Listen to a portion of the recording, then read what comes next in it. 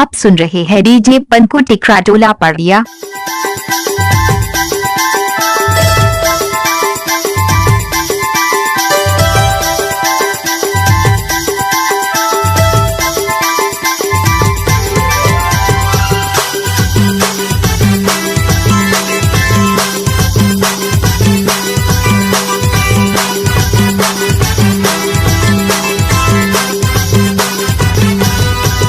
चला बाहेर खेलबो नावा नावा टोरी संगे बाहेर खेलबो।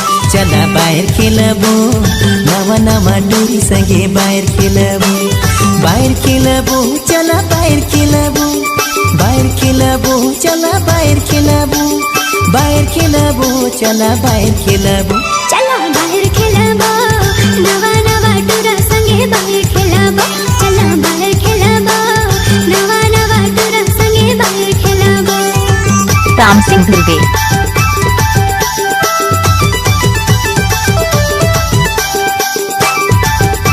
डीजे आशीष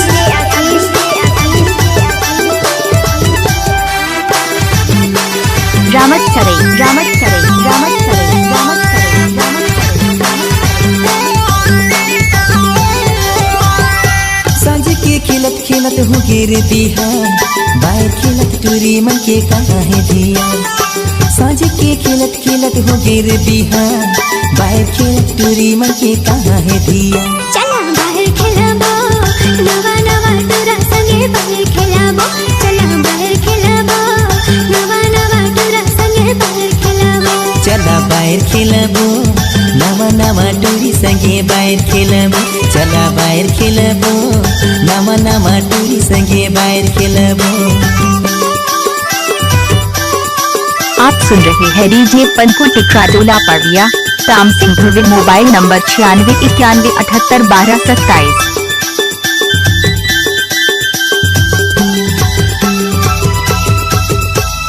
पंकु साउंड पड़िया। डीजे आशीष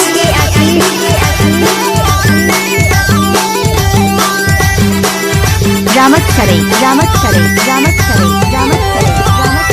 दिखे माटी पटाप कमर लचकदार अपन गाना ले गोरी करे ले करा। दिखे माटी पटाप कमर लचकदार अपन गाना ले गोरी करे ले करा।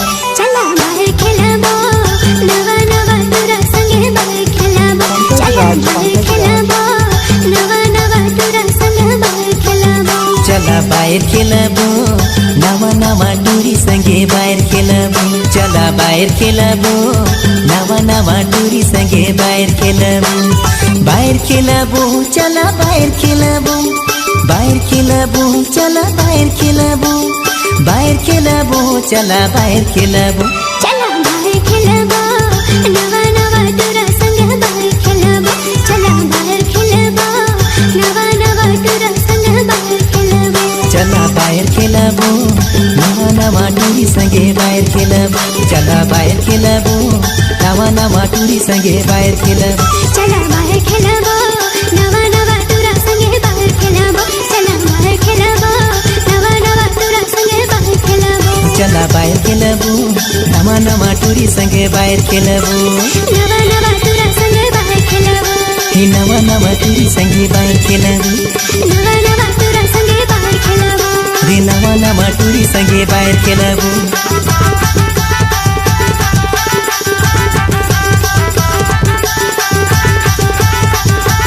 आप सुन रहे हैं डीजे पंकु टिकराटोला पड़िया। राम सिंह दुर्गे मोबाइल नंबर 9691781227।